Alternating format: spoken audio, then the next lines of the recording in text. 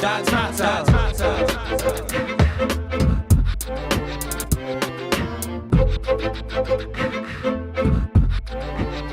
Dad's matter. I'm Chris. I've got two children, Cameron, who's 13 months, and Saskia, who's 1.5 months now, isn't she? I'm Laura. My name's Dennis, I'm 20. This is my partner Lisa, she's 23. And I've got my son Max, he's 2 in April. I'm Brett, I'm 21. This is April, she's 18. And that's Harvey, and he's 1.5. And got one on the way, and she's 5 months pregnant. Yeah, my name's Chris, 18 years old. Baby was due the 19th. Well, I'm Marcus Ashton, and I'm expecting a little boy on the 8th of February of this year, of course. We're calling it Harley Lee, but good enough not Ashton, because Charlotte's an only child, so she wants her name. So, yeah. Hi, my name's Mark Ash. It's a baby boy me and my partner Jennifer are having. It's due on the 7th of March, and it's going to be called Nicholas Jacob. I'm 19 years of age. I'm Gareth. I have a little boy who's called Dylan, and he's 2 years old. Were you planning to start a family when your partner became pregnant? Well, we were trying for 10 months to have a family before Laura eventually got pregnant. Yeah, I mean, we'd sort of tried for a while, hadn't we? And we discussed it intensely beforehand and planned things out, hadn't we? Yeah. What? What's the matter? No, it was more of an accident that I won't change really. I don't know. We was on about it, but just weren't too sure. Like, and obviously, when we found out that we were having one, we was both right about it. So. Not, well, sort of, but sort of not, because like we were planning it, but not for now, but for like a few years down the line. But then it just ended up one day Charlotte thought something was up, and she'd done a pregnancy test, and found out she was pregnant, and it started going on like that. But we did sort of plan it, but we didn't. As I said, we were planning it for a different time. No. I was working up in Chippenham, weren't we, on demolitions? No, I had plans for myself to be working till early, middle-20s. I wanted to get a stabilised home, money, things like that. And then when I found out she was pregnant, the dream went out the window. But it didn't matter to me. It was really nice. So I'm a bit shocked. How did you feel when you found out that your partner was pregnant? We found out in the disabled blues of Sainsbury's When we had Joshua. when we had my took baby Joshua. brother with me. Yeah. And I did the pregnancy test there, and You looked before me. I looked before Chris, so I gave it away. Yes, you did. Which I wasn't happy about. Quite shocked and surprised because it's like I was only 18 at the time and Lisa was older, so she was coping with it a bit better than what I was. Shocked. Thought my life was over basically, because I couldn't spend my money on myself and go anywhere I wanted when I wanted. I don't know, shocked a bit, but I don't know. Really happy. Yeah. Because it's like I get a chance to bring up something which I've always wanted to bring up, like. Shocked. I fell off the scaffolding. Saying that, I actually laughed. It was a funny story. She thought she didn't think she was pregnant, and I thought she was, because she wasn't feeling well and things like that. And I turned around to her and I said, "I'll bet you, let's go get a pregnancy test and everything." She's like, "No, I'll be okay." I said, "No, let's get one." So we got one, and then she was a bit afraid to do it. And I said, "Well, I'd put a 10 bet, right? You're going to be pregnant, so do the thing just to prove me wrong." So I didn't know she did it. She went off and she did the pregnancy test. And when I found out, she sent me a picture message to my phone just to prove that thing. So I laughed and, gosh, give money, hand the money over. And then I don't know. I was kind of happy, but I was kind of scared because I didn't know what she was feeling at the point of that time. How did the pregnancy affect your relationship? Well, when we found out that Laura was pregnant, I think it made us sort of stronger in our relationship, didn't it? It sort of kind of not gave us a purpose to be together, because obviously there's a reason to be together, but it sort of kind of Completed yeah, us. it completed us. Yeah. It was quite hard because my missus was quite stressy. Thanks. Well, we started arguing a lot more, like falling. Well, not like falling out, it's just different opinions because like it's hormones and that. So it was like a bit harder because like Charlotte's always having her mood swings and that. So, but it's alright because I know I've got to put up with it, and it don't make me uncomfortable. So it's alright. What sort of things were you having arguments about? Oh, petty things. Some like if I won't get, if like she asked me to get her a drink and I was doing something, I say no. She start arguments like that. Just all petty things, really. Have you been able to get through that? Okay? Yeah. Yeah? Yeah. Oh, well done. I don't know how it did affect her. Not much, really, was it? Apart from you had the cravings, that was about it. Yeah, a bit of the Cravings. stress, like worrying and all that, like, Worry about money and that was all. and housing. Yeah, and housing. Well, when she was, you were about 6 months pregnant, weren't you? About 6 months pregnant, and Mike got in contact with Stonham Housing and got us our first flat. So it got us out of living with April's mum, and it just got better after that, really. I think it's brought us together a bit closer. Obviously, it's like we're living together and that. Drove me nuts, basically. Word of advice to any males, don't, like, you just have to put up and shut up with females when they're pregnant, because their hormones are all over the place. My partner drives me nuts, but it's just one of those things.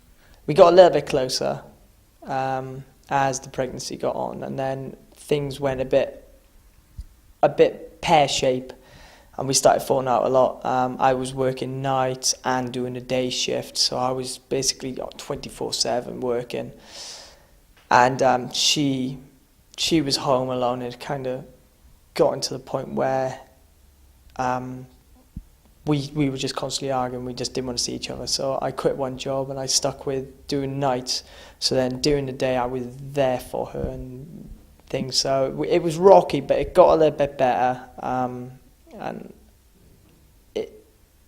it went downhill again, but got better again. So I'm quite happy about that. Are there any times that you've wished the pregnancy hadn't happened?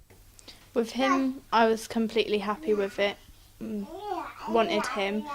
With her, I was mixed feelings because it took a while to get pregnant with Cameron, so we thought if we start trying now, by the time we're ready for another, I'll get pregnant, which... It kind of didn't happen like that, did it? No. No, she came a lot sooner than we thought she would. Yeah. But, yeah. It's worked out quite well. It has worked out well, because he loves her to bits and she seems to enjoy herself, because she does laugh and smile every now and then. Yeah, no, really. When Max was first born,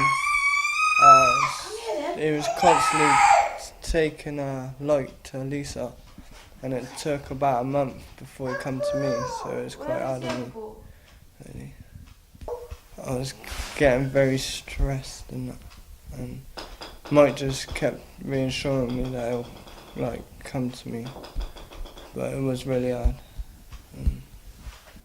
No, not like I didn't wish it was like I wish she had an abortion sort of thing. It was, sometimes I wish I waited a bit longer, but I wouldn't change it now. No, not really. Not really, no, because I couldn't actually wish that on no one.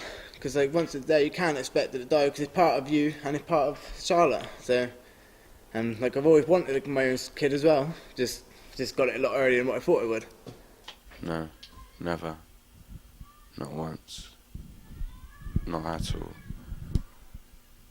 Are you planning to be at the birth? Yeah, I am. Too right. Anybody that doesn't is stupid and isn't a father. I'm sorry, that's my own opinion. If you're not there at the birth, then you can't be really that interested. like we've decided that I'm cutting the cord, ain't it? And it's just me and your mum in the room. That's it. Nothing really else, apart from like what clothes he's be wearing straight after he's born, baby blue ticker stuff all the way.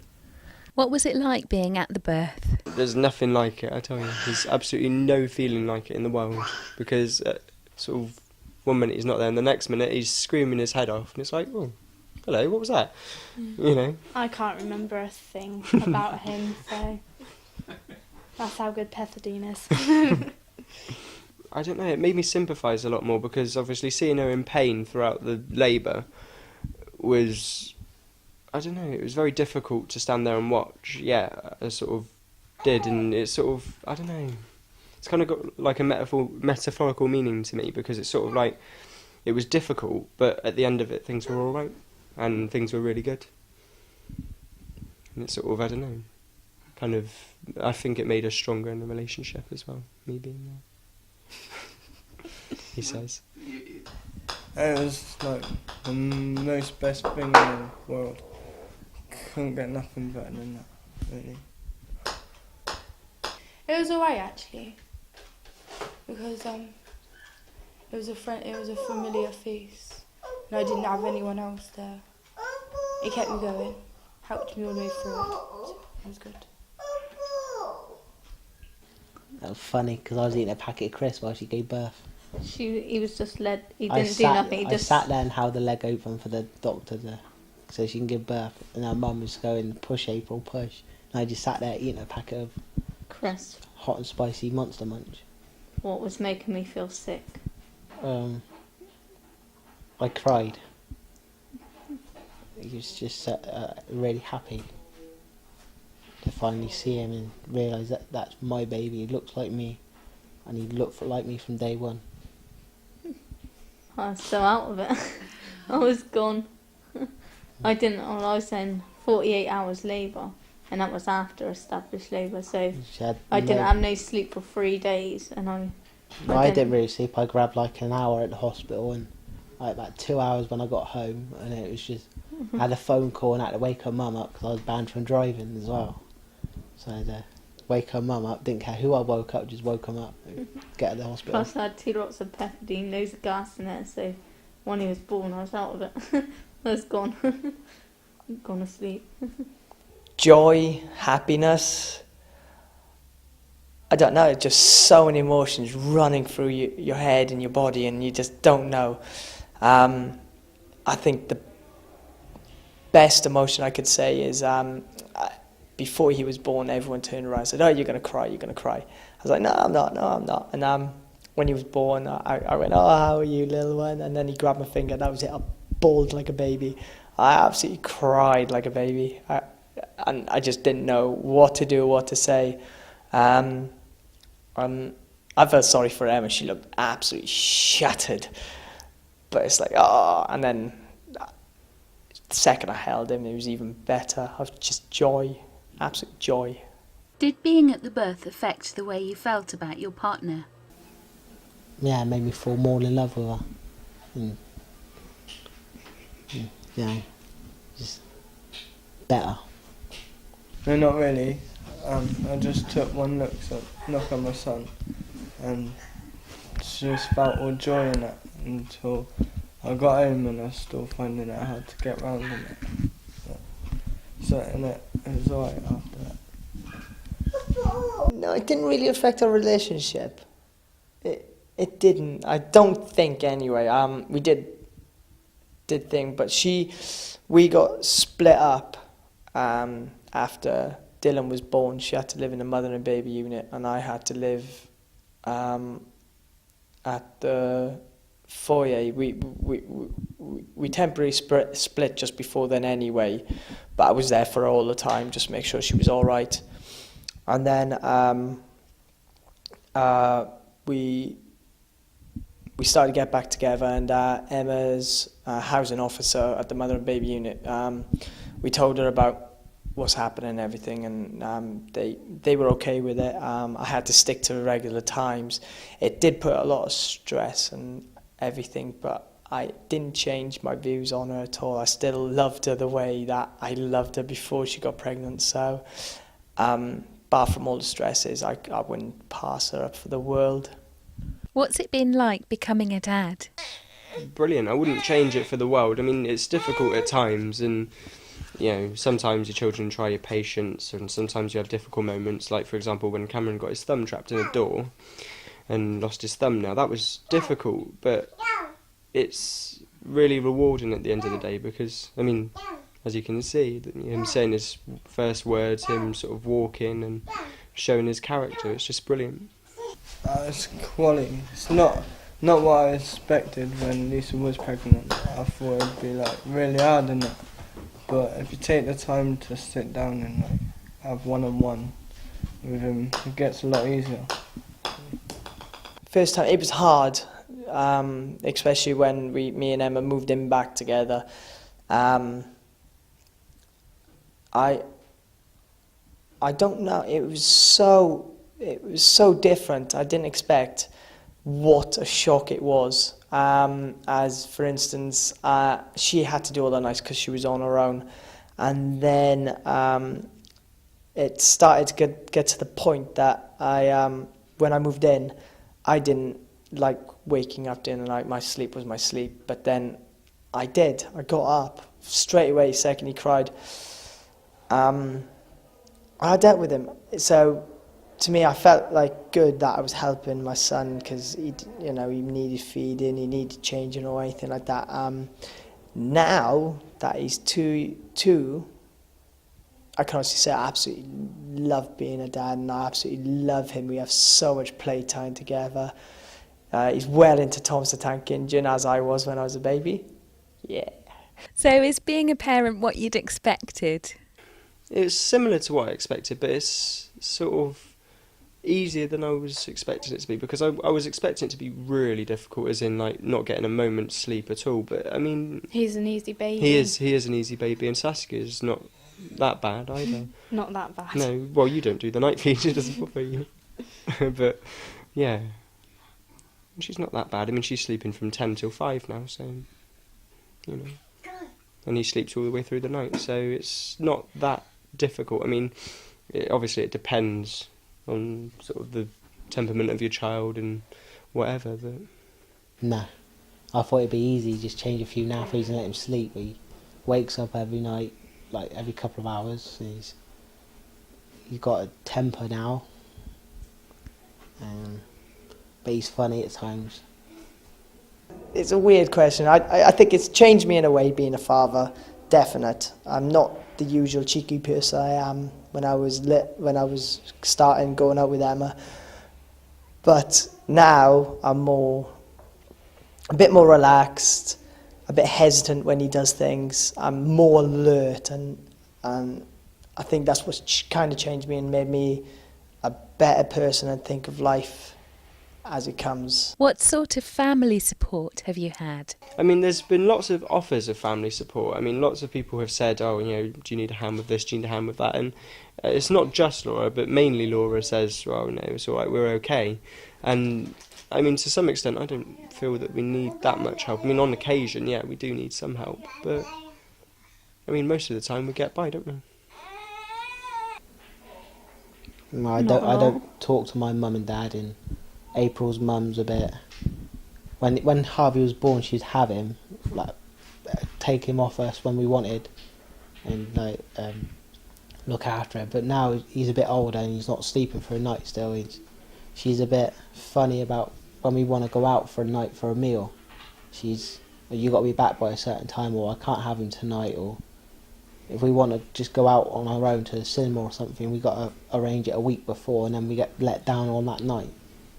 It's a bit stressful that way, because we can't go out and enjoy ourselves on our own. I don't know, both our families have been, they've been there for us, through Jodie's pregnancy and that, helped us out with money and everything, and basically give us a lot of support. So I think that's alright. They're looking forward to becoming grandparents. Yeah, I was saying to my mum, she's going to be a nan and that. Yeah. She liked that idea. I suppose, yeah. Will it be her first grandchild? Yeah, yeah. Well, we've got, well, I've had you, Mike. I'm glad to say I'm part of the family. We've got I've had sort of mostly more of Charlotte's side of the family, because Rose's got a mum and that, and her mum's boyfriend helps a lot, and her mum and Charlotte's mum's mates. My parents do try to help, but they're more the sort of family that make you try and see if you can cope on your own and that. So it's a lot different. But her mum's always there, wanting to help in that. And I asked her when the baby comes as well. Her mum says she's willing to, because I'll be at college and so will Charlotte, and she's willing to look after the baby and that.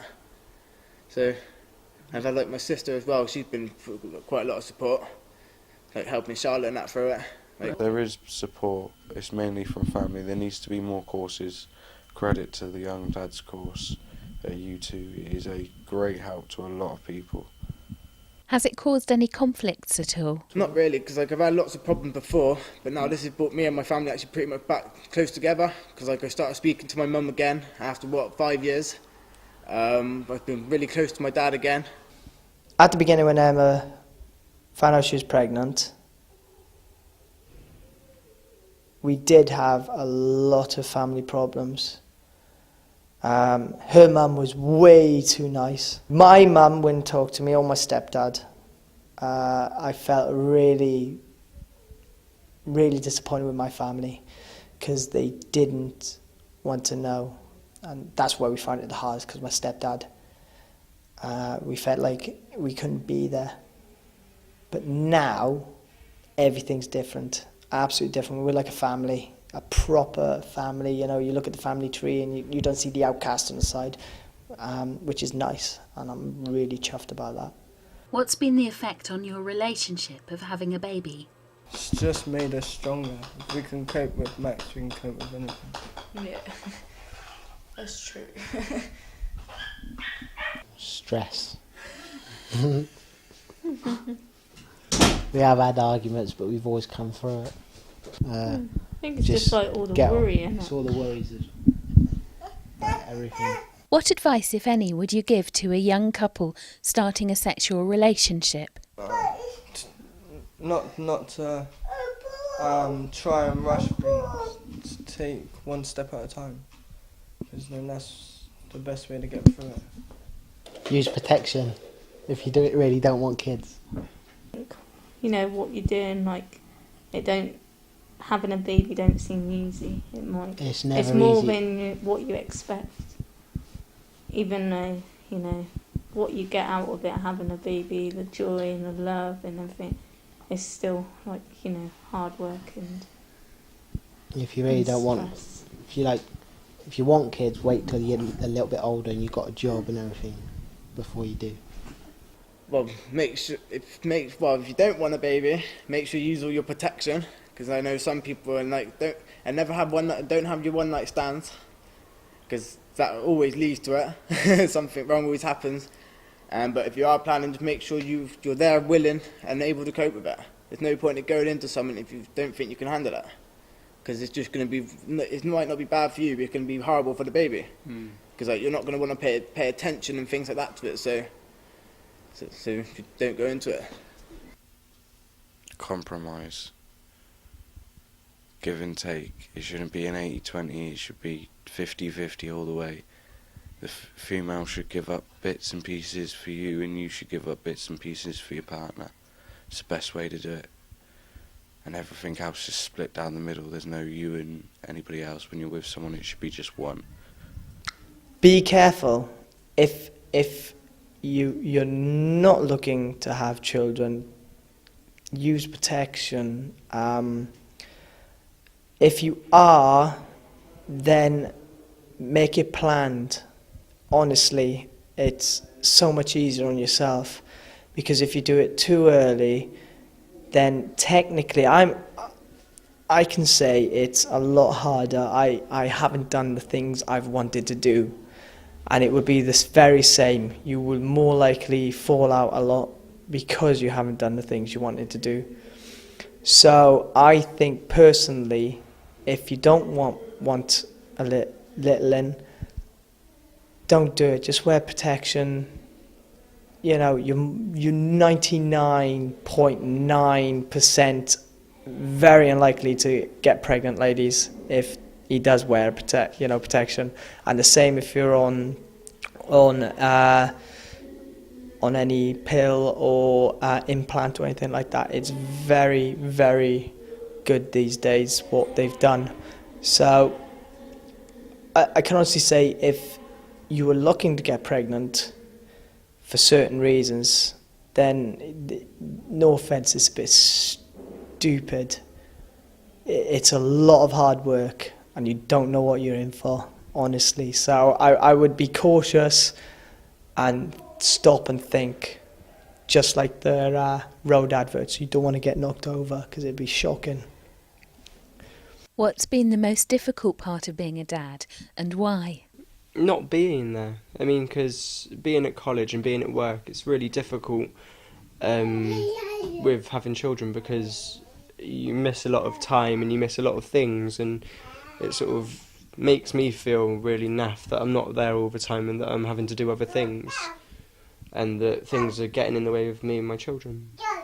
At the start, when Max didn't want to come to me, he just wanted to stay with his mum. So I think that was the hardest bit, because it does get irritating and annoying, and you feel out of place.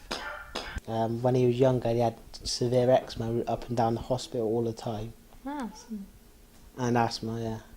And we were at the hospital all the time, and I didn't have a job at the time, so it was like the money, because of the petrol for the car, going up the hospital. We go doctors all the time. Doctors. All, like where we were in West Wyndham, it was like a bit out of the way from family, so we couldn't just walk down, get them to take us. We had to do it on our own. No, I don't. No, not scared at all. Looking forward to it, actually. Probably when your little one is ill, you can't help them. You physically, you can take them to the doctors. Doctors, I don't want to say bad things about doctors and things like that, but they look at you thinking, "What are you doing? It's just a simple cold." It's like, yeah, but you didn't hear it. It sounded like he coughed his guts up and put them somewhere. And I think that is my worst fear of life, is that when he's ill, you can't help him, you can't take the pain. Physically, I would rather be ill than him. And I would lock myself in my room and keep myself to myself until I'm better. But for the little ones, they don't know what illnesses are. And I think if that could be helped, and doctors could be a bit more supportive to you, because you're a first-time dad, you don't have a clue. And have you been affected by benefits or money issues? Actually, we've been quite lucky, We've been haven't very we? lucky with housing. Housing, I mean, we got this place, and it was only 2 years old when we moved in, and it's a 2-bed flat, sorry. And we were very lucky to get this place, and then, we're about to move on to a 2-bedroom house that's just been built, so Very we're lucky. very lucky with housing. Mm. And it's been quite easy housing, hasn't it? Yeah, it has been. But then we've had support from you two to get us onto the housing and stuff. Mm. Well, we were on benefits for about a year, I think it was, before I got a job, and it was hard work. We had to budget, because I was running a big car as well, so we had to budget really tight, try and buy clothes for him. So having a baby on benefits is not a good idea. You're better off having a job, because you could be able to afford everything you want then. We had to bid for this place to get it, and it was, but when you're working, you don't get no benefits. They messed all our benefits up, so I'm glad I got a job in the end. I don't know, housing's been fine. Money's a bit tight, but I'll just go out and do work, and obviously earn more, I don't know. Not all right really, because I go get my income support of £46 a week, and it's like Charlotte, she still gets her money off her mum. Like, 1 week she gets £30, 1 week she gets £20. and like we've had like all the support of her mum and that to buy everything we needed for the baby. And and now I'm into the college course as well. This is going to help me get a bit extra money if we get struggled, because like you get like a £50 bonus and a £75 bonus and a £125 bonus. So this is to do with the E2E and well, Resolve course. Yeah, this is Resolve course. Then when you go into E2E, you get £30 a week every Friday, as long as you do your hours, which is 16 hours a week. So it's a good incentive to keep stuck into the course. Yeah, and it don't affect your benefits and that either. Okay. What about housing? Well, housing, like I live with Charlotte and her mum because I got bored at being at Kingsley Square on my own all the time. So I got kicked out of there because I wasn't staying there. We're going to give it a year, so the baby gets about a year old, and then we've got sorted ourselves out properly then, and got used to everything, and then we're going to go onto the housing list. Okay. Benefits don't help at all. They mess you around. They are good in it. I know it's not always their fault, but they do give you a lot of hassle. We've just moved into this place. It was literally within the last week we've moved into here. Got told about moving and everything, and we moved from the moment we got told we were moving to now. It's been like 3 or 4 days. It messes up. Now we've got to reclaim our housing benefit, redo our job seekers. I got rehab. We've got to have re-interviews. You got to just change everything. They don't help you at all. There should be easier systems put in place, but there's not. And it's really always a catch-22 with young families, because you're starting off a family, you could have an injury or be out of work at one point, and if you go back to work, you're only just scraping together enough to make rent and do everything. And if you're on benefits, you're doing exactly the same, so it's like a toss-up. You're in the middle of the Young Dad's course, so how have you found that that's helped you? It's good in so many ways, because before I started doing this course, I didn't really know no information.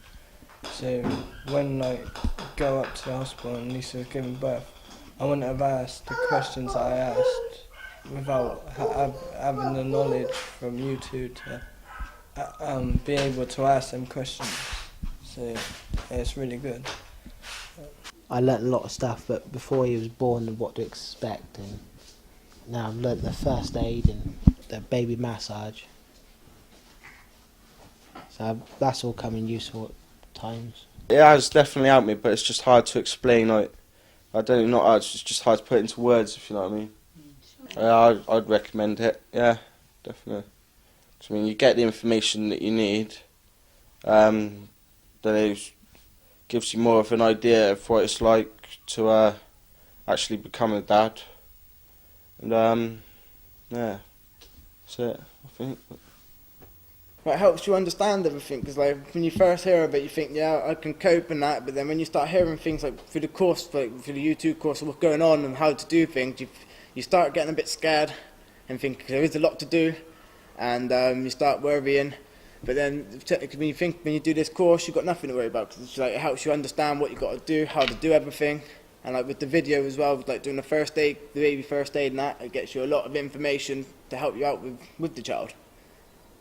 It should be advertised a lot more, and like more wider places, like you can like advertise it at shops and things like that, because I reckon there are a lot of young dads out there which still ain't heard anything about you two. Mm-hmm. So, and if they could have all the help they could, they'd go for it, I reckon. Yeah, the paperwork and whatnot is a bit baffling, but that's because I'm dyslexic. But when I've actually gone and meeting new people who've got experiences and who have already got kids, it's been a great help. There's all sorts of people that come and do this dad's course, and it's just good fun having it. It has helped me a lot. I remember first time I heard about U2, it was for mums. Oh yeah, it was for mums. Nothing about dads, mums. I snuck in, and it got to the point that I got referred to Mike, who does a dad's course, which has been absolutely brilliant. First day I met him, I was a bit cautious, wary, didn't know what to think. But when we got it started, it was so brilliant. I learnt so much, how to look after my boy, what to do in certain situations. Another good thing is we've just with this DVD that we're doing now, we've just learnt baby first aid. I kind of know what to do in a situation when my little one gets ill, what to do. It highlights, another thing, it helps you highlight hazards around your house, so you're more wary around the house, and it's absolutely brilliant. So hopefully we can get you two off a single area and into a bigger, wider area. So thank you, Mike. You've been a star. How has fatherhood affected your friendships? I don't know, I probably don't see my friends as much, but that's what you get. But, like, I'm still close to some of my friends, but I don't know. You just tend to drift away from others, that's all. Like, well, yeah, pretty much like where you're in all the time and spending time with your partner and that, like helping her through pregnancy, but yeah, that's it. How has fatherhood affected your plans for the future? Well, I mean, when I was at school before we conceived Cameron, I just didn't have any aspirations at all. I probably would have ended up going straight into work. I wouldn't have done anything with my life at all. But when I found out that we were expecting Cameron, that was it. I sort of pulled out all the stops and managed to get the grades to get into college, and I'm nearly at the end of my 2-year course, and I might pass it, might not pass it, we'll see. Sort of, obviously it's been a trying 2 years, but, you know, provided I pass it, then I'll have sort of moved up a step. Yeah, I wanted to move to America to get all my music published over in America. Really, I can't do it no more. It's hard. So I've just got to find something like that's got internet and that I can publish it over the internet. So. Well, we can't go away for the weekends, like just go down for like a little romantic weekend away. We can't do it because we got to plan ahead and arrange a babysitter, or we got to find something that allows kids with you. And plus find the money. And the money. Like if you was just by yourself, you don't have to worry about providing for someone. Yeah, we just take. If you're by yourself, you take just a little bit and that's it. But when you got a baby, you got to take enough for nappies and food for him, and to keep him occupied with little zoos and that. Try and find stuff for him. Well, yeah, sort of. Cause now I know, like, I've got to get somewhere in life for my child. So, because like, past, if you had asked me this question, what would have been any time over a year and a half ago, I would have told you I'd be a bum for the rest of my life, because like, I wouldn't know what to do. And then I started getting all my support, like through Yacht. So I got back with them, then you, and then everything just helps you clear up, seeing things properly. If I go out and see my mates, my partner always calls me back because she feels sick. It's a bit annoying.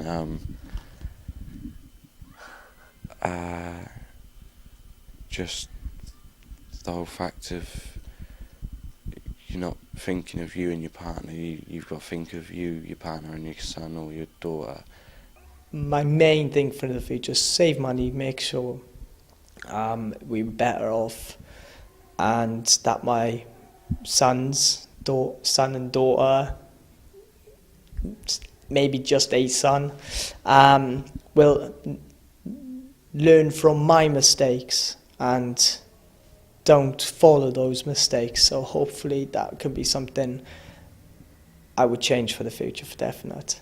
Now you know what being a parent is like, is there anything you would do differently? I won't be so boisterous. I'll be a bit more gentle with him. I'll do a lot more. When Harvey was born, it took me about 6 months before I bathed him for the first time. Yeah, he didn't do much with Harvey. He didn't, like, to me, he didn't bond with him when he was little, when he was a baby. It's only like the last, like 8 months, he's like really started doing stuff with him and like actually spending quality time with him. But before he wouldn't do nothing. He'd like, like if he like tried to wind him or something, he'd like totally refuse and go and shove him on me and say I can't do it. And like I just say to him that I didn't know nothing. I had to learn, and you've got to do the same. I was scared I hurt him. So you feel more confident now with the new baby? Yeah. I've done it once, I know how to do it. If I was going to have another one, then I would start saving now, but it'd be a planned pregnancy this time, because although it was unexpected, I'm glad it happened. It's changed my life. It's made me better. But if I did have another one, I would make sure I have money aside. I'd be able to buy a flat. Just basically the simple things that you don't need to worry about. Have you ever wished your baby hadn't been born? No. No, never. Never. I don't know how anyone could wish that on someone. What's been the best bit of being a dad and why? To date, the best moments have been sort of hearing him speak his first words and him taking his first steps. Because, I mean, it's just brilliant milestones. I mean, from this sort of size, they're dependent on you entirely, and then they start to grow in independence and be off and doing whatever they want to do. And it's just brilliant to see, isn't it? Tell me when it's gone. Ooh, that's not gone, is it? Is it gone now? Okay then. Ouch! That was me. I don't know, probably what best to be about, I don't know, it's bringing up my own child, like, bringing up what's good for them and learning how to, I don't know, live life for, so I don't know about, that's it. Knowing I'm going to be a dad is being able to teach my son things, because, I don't know, I didn't get to do it because I had a daughter before, and she died last year when I was 18, 9 days before my birthday, before I turned 18, and I didn't manage to do anything with her. So with my son it's a bit more different. I'm not sexed or anything, but he's my own sex, so he's going to be into more things I'm going to be able to help him with, if you get what I mean. Just because I want to do a better job than my dad did. Watching him learn, now I love reading books. I'm dyslexic, so reading books, even children's books, is quite hard to me. But I'm learning to read, which is even better. So he's learning to read. It was just teaching him things. He likes his football. Every time I have the football on TV and my team scores, I go, yeah! And my little boy go, yeah, goal! It's like so sweet. But being a dad is great. I hope to teach him everything that I love and to respect, and hopefully he can take that on board. And I think I'm doing it slowly, but of course when they're that age, you just got to watch and see them learn and just enjoy it, because once they get older than that, then it's you've got to teach them properly how life goes and things. So I'm looking forward to that bit. That's going to be a great bit. To what extent do you let other people's opinions affect you?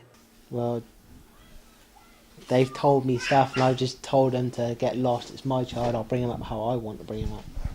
So if he's a little boisterous, that's down to me. But I'd rather him look after himself than be a little softy and be protected and wrapped in cotton wool. So he falls over, he's got to just get up and carry on. But And I'm the opposite. well, I was brought up to be, I was wrapped up in wool. I wasn't allowed to climb a tree or anything. Well, I want him to be different, the complete opposite. Get in scrapes and look after himself. No, don't bother me at all, really. Oh, I don't care what other people think. At the end of the day, it's my son. my son, my rules, mine and my partner's, I should say, but I just don't care. I'm not going to let anybody tell me that my son's too hot or he's overdressed or anything like that, because at the end of the day, I wouldn't know a woman from down the road. I wouldn't know her kids better than her. Only the parents know the kids as good as they know them. So I take everything into consideration, but it doesn't mean that I'm going to exactly act on everything that I'm told and advised to do, because it's what we feel is best, not anybody else. I don't let anyone's opinion get to me. I used to let it get to me a lot when I was in school, but I kind of wanted this question for the others. I don't know how many actually answered it, but I remember when Dylan was first born and me and Emma were walking around with a pram, and we would get so many different looks off people. You're too young, blah, blah, blah, blah. And it's like, right, excuse me, who are you? Do I know you? No. At the end of the day, we have made that decision. It's our problem. We deal with it. If we look happy, let us walk on. Simple as. I was hoping that with our other group, they will answer this question for me better than what I can. But my opinion is that you should never, ever judge a book by its cover. So don't judge. Is there any other message you'd like to put across to people out there? If they haven't had children themselves, then they can't exactly say, oh, this is best for your child, because they've only read it in books. They haven't done it themselves, so they can basically shut up. It's the same with the medical profession, I think, because a lot of medical professionals have a sort of... they want things to be to the book with babies, and things are never to the book with babies, because every child is individual. And every child has their own needs that are completely different from the next. So I feel that that's sort of... It's not right that people should think that children have to be a certain way or you have to do certain things with children. And I think it's the same with life, you know. Everyone's different, and if people feel that they want to have children younger, it's fine so long as they're dedicated to it. But, I mean, if you're not dedicated to it, then there's no real point in doing it. How people have judged it from like the past, from what I've heard in the past, and obviously like I don't know, just like being stupid and that, and people would look at you like say I don't know, like you should have kept it in your trousers and that, but you know, it's not all just about that. In some cases, like age is somewhat of matter, like, but don't know, you could be as good or if not better a dad at, I don't know, 17, 18 as you could be at like 30. It's no difference really. So people like midwives and things like that, like you shouldn't judge a young dad without actually knowing him. You shouldn't judge a book by its cover, because like all the dads that are in our course, they're all devoted to their kids. They all want to be there, and like yeah, you do get some people that just think, oh, you're pregnant, I'm gone. But not everyone's like that, so you shouldn't judge everyone just by the way they look. So I know it's like parents and that do it as well, like the girlfriend parents and things, they do it as well. They blame the boy, because like they're the ones that should be wearing the johnny and that, but still the female can wear johnnies too, so it's 50-50.